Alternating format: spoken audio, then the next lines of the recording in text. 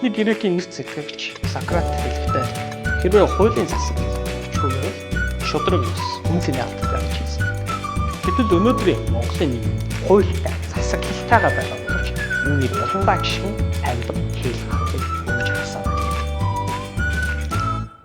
Өнөөдөртөө таны амьд өгч байгаа эсвэл авж байгаа энэ өнөөдөр танд ашиг хонжоотой санагдаж энэ бүхний хор уршиг бидний хойч үе өөрсдийн амьдралаа төлөвлөж байна.